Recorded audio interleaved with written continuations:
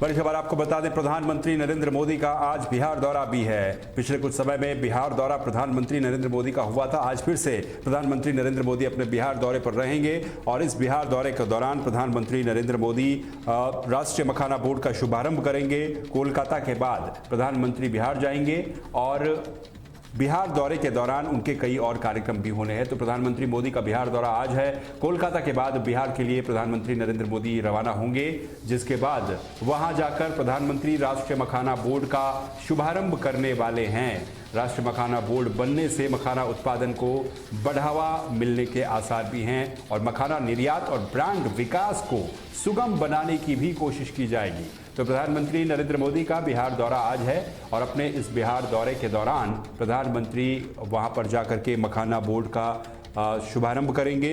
इसके अलावा भी उनके कुछ और कार्य वहां पर हैं जिनको प्रधानमंत्री नरेंद्र मोदी करेंगे। साथ ही प्रधानमंत्री कई करोड़ की विकास योजनाओं का लोकार्पण और शिलान्यास भी करने वाले हैं। ये कौन कौन सी योजनाएं हैं उसके बारे में भी मैं आपको बता देता हूं। प्रधानमंत्री पूर्णिया के दौरे पर रहेंगे। पूर्णिया एयरपोर्ट का भी प्रधानमंत्री के द्वारा उद्घाटन किया जाएगा। इसके साथ ही 6,580 करोड़ की रेल परियोजनाओं और 45,000 करोड़ रुपए की स्थानीय योजनाओं का शिलान्यास और उद्घाटन उनके द्वारा किया जाएगा।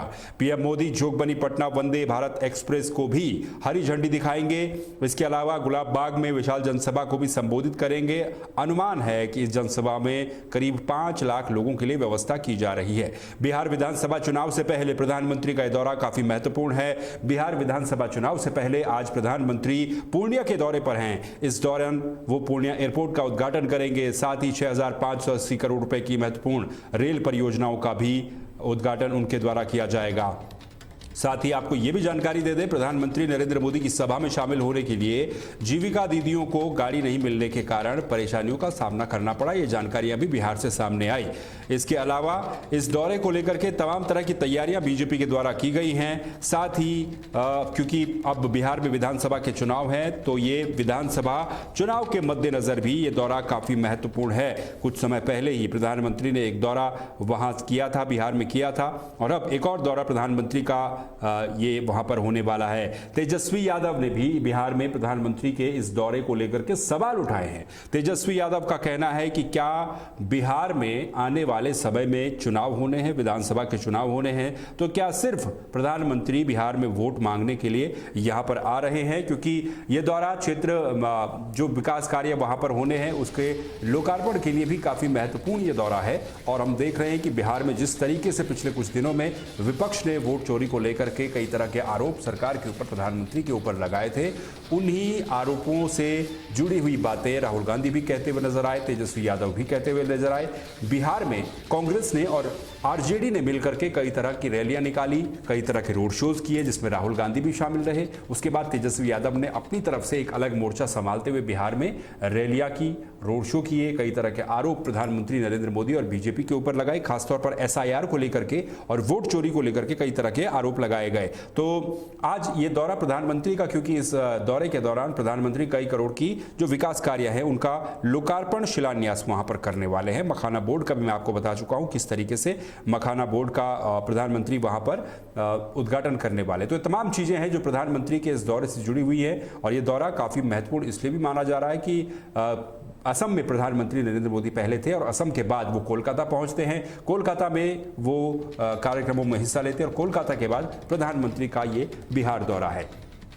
तो प्रधानमंत्री नरेंद्र मोदी का ये बिहार दौरा है, जहां पर बिहार में वो कई करोड़ की विकास कार्यों का, योजनाओं का लोकार्पण और शिलान्यास करने वाले हैं। अगली बड़ी खबर का रुख कर लेते हैं। अगली बड़ी खबर आपको बताएं, उत्तर प्रदेश से बड़ी खबर आपको बता देते हैं, जहां पर योगी आदित्यनाथ, उत्तर प्रदेश के सीएम योगी आदित्यनाथ ने जनता दर्शन कार्यक्रम का आयोजन किया और जनता दर्शन के इस कार्यक्रम में योगी आदित्यनाथ ने फरियादियों की समस्याएं सुनी।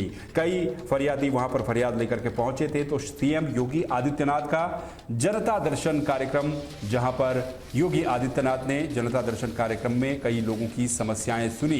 सीएम ने पीड़ितों की समस्याएं वहां पर सुनी और उनकी शिकायतों को सुनकर के सीएम ने उनके समाधान का आश्वासन भी दिया।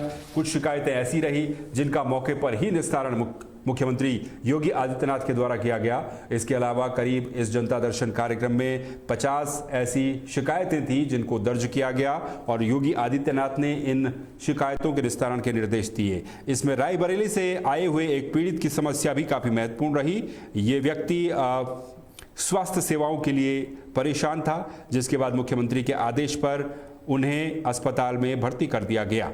तो जनता दर्शन कार्यक्रम का आयोजन किया गया, जो कि सीएम हाउस में इस कार्यक्रम का आयोजन किया गया और इस जनता दर्शन कार्यक्रम में प्रदेश भर से जो फरियादी हैं वो अपनी फरियाद लेकर के, अपनी समस्याओं को लेकर के, अपनी समस्याओं के समाधान को लेकर के वहां पहुंचे और मुख्यमंत्री योगी आदित्यनाथ ने इन समस्याओं का समाधान किया। तो उत्तर प्रदेश में मुख्यमंत्री योगी आदित्यनाथ लगातार इस तरह के जनता दर्शन कार्यक्रमों का आयोजन करते आए हैं और जनता की समस्याओं के समाधान के लिए योगी आदित्यनाथ कई बार कह चुके हैं कि अधिकारियों को इस मामले में प्राथमिकता के आधार पर जनता की शिकायतों को सुनना चाहिए, उनका समाधान करना चाहिए। इससे पहले भी कई बार देखा गया है जनता दर्शन कार्यक्रम के दौरान कई फरियादी जब योगी आदित्यनाथ के पास जाते हैं तो योगी आदित्यनाथ बहुत सारी जो समस्याएं रहती हैं उनका मौके पर ही निस्तारण कर देते हैं, जबकि जो बाकी की समस्याएं रहती हैं उनके लिए जो अधिकारी हैं उनको निर्देशित किया जाता है। तो इस जनता दर्शन कार्यक्रम में यही आज भी हुआ। योगी आदित्यनाथ वहां पर समस्याओं का समाधान सुनते रहे और काफ़ी सारे फरियादी वहां पर पहुंचे थे, जिसके बाद अधिकारियों को संबंधित जो समस्याएं थी उनके निपटारे के आदेश भी दिए गए हैं।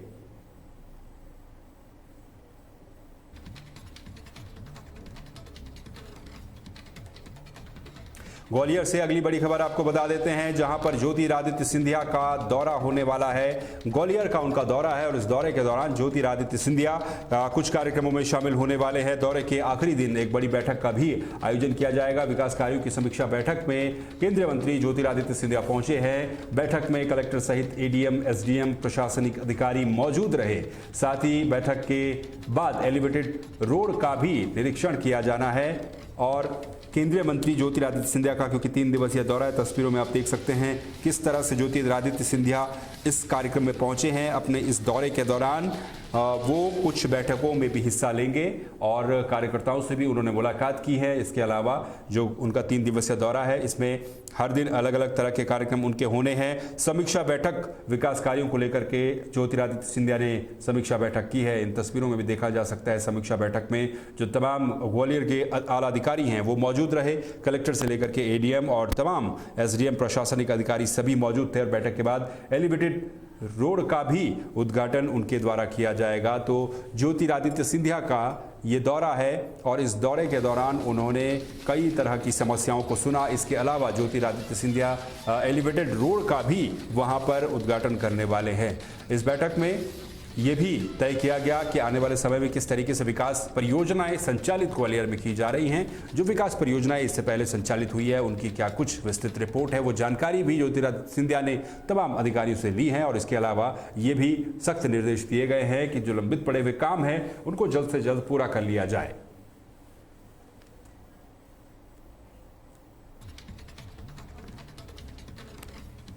अगली बड़ी खबर का रुख कर लेते हैं। उत्तराखंड से अगली बड़ी खबर है, जहां पर केदारनाथ धाम के लिए लंबे समय के बाद हेली सेवाओं का संचालन आज से शुरू हो चुका है।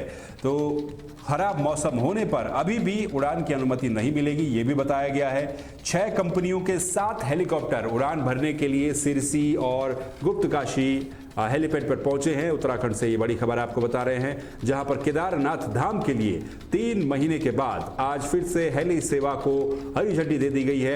मानसून खत्म होने के बाद 15 सितंबर के बाद हेली सेवाओं का संचालन केदारनाथ धाम की यात्रा में शुरू हो जाता है, जबकि जुलाई से लेकर के और 15 सितंबर तक हेली सेवाओं पर पूर्णतः रोक रहती है, क्योंकि मौसम मानसून के चलते खराब रहता है, बरसात का सीजन रहता है और बरसात के सीजन में लगातार आपदाओं का सिलसिला उत्तराखंड में आता रहता है। ऐसे में हेली सेवाएं बंद रहती हैं, जिसके बाद 15 सितंबर के बाद जो हेली सेवाएं हैं इनके संचालन को अनुमति दी जाती है और आज से ये हेली सेवाएं शुरू हो चुकी हैं। फिलहाल जो जानकारी सामने है इसके मुताबिक करीब 6 जो कंपनियां इनके साथ हेलीकॉप्टर जो अपने अपने हेलीपैड है वहां पर पहुंचे हैं। यूकाडा ने इसके लिए तमाम तरह की तैयारियां पूरी की हुई हैं और इससे पहले क्योंकि उत्तराखंड में इस साल कुछ महत्वपूर्ण हवाई हादसे हुए थे, हेलीकॉप्टर क्रैश हुए थे, इन हेलीकॉप्टर क्रैश को लेकर के भी कई सारे सवाल उठाए गए थे और यूकाडा को इसके लिए गाइडलाइन बनाने के निर्देश दिए गए थे, एक प्लान बनाने के निर्देश दिए गए थे। यूकाडा ने उसी हिसाब से प्लान बनाया और अब यह भी कहा गया है कि जो हेलीकॉप्टर सेवाएं यहां पर संचालित होंगी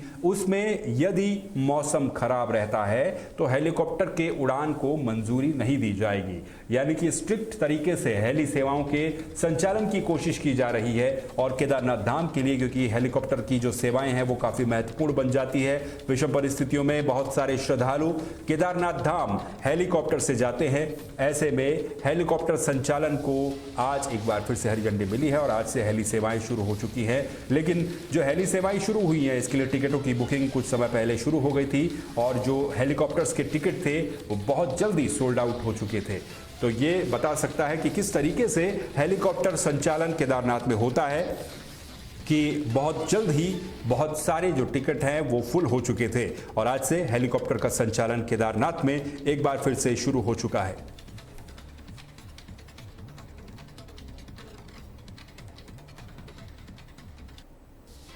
रुक कर लेते हैं देहरादून का, जहां कांग्रेस से एक बड़ी खबर सामने आ रही है। कांग्रेस वोट चोरी के खिलाफ उत्तराखंड में हस्ताक्षर अभियान चलाने जा रही है और यह अभियान देहरादून से शुरू होगा। जो जानकारियां मिल रही है, सूर्यकांत धस्माना जो कांग्रेस के वरिष्ठ उपाध्यक्ष हैं उन्होंने ये जानकारी दी है कि लोगों तक वोट चोरी की बात पहुंचाने की कोशिश कांग्रेस के द्वारा की जाएगी इस हस्ताक्षर अभियान को लेकर के। तो देहरादून से वोट चोरी को लेकर कांग्रेस का हस्ताक्षर अभियान 15 सितंबर से और 15 अक्टूबर तक यह अभियान चलेगा। 5 लाख हस्ताक्षर करवा करके केंद्रीय नेतृत्व को भेजने की प्लानिंग कांग्रेस के द्वारा की जा रही है। तो कांग्रेस उपाध्यक्ष सूर्यकांत धस्माना ने तमाम तरह की जानकारियां दी है और सूर्यकांत धस्माना ने यह भी कहा है कि वोट चोरी की जो मुहिम, जो अभियान राहुल गांधी के द्वारा देशव्यापी रूप से चलाई जा रही है। हमने देखा बिहार से लेकर के तमाम राज्यों में वोट चोरी को लेकर सरकार को, खासतौर पर बीजेपी प्रधानमंत्री नरेंद्र मोदी को घेरने की कोशिश कांग्रेस के द्वारा की जा रही है। यहां पर भी उत्तराखंड कांग्रेस अब इस मुहिम को आगे बढ़ाते हुए इसमें हस्ताक्षर अभियान चलाने जा रही है। तो हस्ताक्षर अभियान आज से ये चलाया जाएगा और इस हस्ताक्षर अभियान के दौरान कांग्रेस का जो प्रदेश नेतृत्व है वो ये कोशिश करेगा कि करीब 5 लाख हस्ताक्षर करवा करके इस टारगेट को पूरा करके केंद्रीय नेतृत्व को 5 लाख हस्ताक्षर भेजे जाएं। तो वोट चोरी के खिलाफ ये मुहिम चलाने की कोशिश कांग्रेस की तरफ से की जा रही है। उत्तराखंड में 2027 में विधानसभा का चुनाव होना है और 2027 विधानसभा चुनाव के लिए कांग्रेस पूरी तरह से अपनी तैयारियों को सुनिश्चित करना चाहती है। उसी का ये एक नतीजा है कि कांग्रेस वोट चोरी के खिलाफ मुहिम चलाने जा रही है। करीब 1 महीने तक चलने वाली इस मुहिम में 5 लाख हस्ताक्षर जुटाने की कांग्रेस कोशिश करेगी और ये हस्ताक्षर करने के बाद केंद्रीय नेतृत्व को भेजे जाएंगे।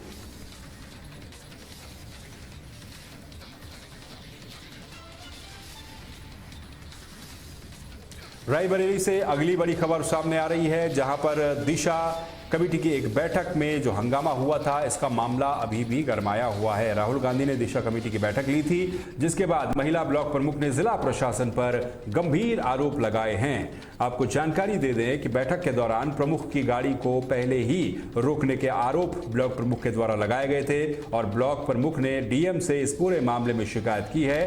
साथ ही दिशा बैठक का ये एक मुद्दा था जो एक बार फिर से रायबरेली में गरमाता हुआ नजर आ रहा है। राहुल गांधी की अध्यक्षता में 11 सितंबर को एक बैठक हुई थी और इस बैठक में महिला ब्लॉक प्रमुख ने जिला प्रशासन के ऊपर गंभीर आरोप लगाए हैं और जिला प्रशासन के ऊपर आरोप लगाते हुए डीएम से इस मामले में ब्लॉक प्रमुख ने शिकायत की है कि उनकी गाड़ी को पहले ही रोक दिया गया था। यानी कि प्रोटोकॉल का एक तरीके से उनके प्रोटोकॉल का उल्लंघन करने की बात उनके द्वारा संभवतः कही जा रही होगी और इस मामले में उन्होंने जो जिम्मेदार कर्मचारी और अधिकारी हैं उनके खिलाफ सख्त कार्रवाई करने की मांग डीएम से की है। डीएम से मुलाकात करने के बाद उन्होंने अपनी नाराजगी उनके सामने प्रकट की है और राहुल गांधी के अध्यक्षता में ये दिशा समिति की बैठक रायबरेली में हुई है क्योंकि स्थानीय सांसद राहुल गांधी वहां पर पहुंचे तो उसके बाद ये बैठक थी। इस बैठक में नाराजगी की बात सामने आई थी ब्लॉक प्रमुख की तरफ से। शिवानी सिंह ब्लॉक प्रमुख है लालगंज की, जिन्होंने तमाम आरोप लगाए और डीएम को इस मामले में कार्रवाई करने की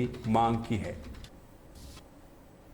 हमसे मिली हैं आप? देखिए, आप सबको पता होगा 11 तारीख को जो मेरे साथ घटना हुई थी, उसको मैंने पत्र के माध्यम से डीएम साहब के पास में लेके गई। मैंने स्पष्ट रूप से उनको बताया जो भी कुछ उस दिन हुआ, बट मुझे उनकी तरफ से कुछ खास आश्वासन नहीं मिला है। उन्होंने मुझे कहा है मैं एसपी साहब से जाके बात करूं, बट मेरा ये मानना है कि वो भी एक महिला है एंड कुछ तो इसमें उन्हें टिप्पणी देनी चाहिए थी। बट यही है कि बस अगर मुझे न्याय नहीं मिला मैं और आगे तक जाऊंगी, पर मैं चुप नहीं। ब्रेकिंग न्यूज में फिलहाल के लिए बस इतना ही। बाकी खबरों के लिए आप बने रहिए तहलका डिजिटल के साथ। नमस्कार।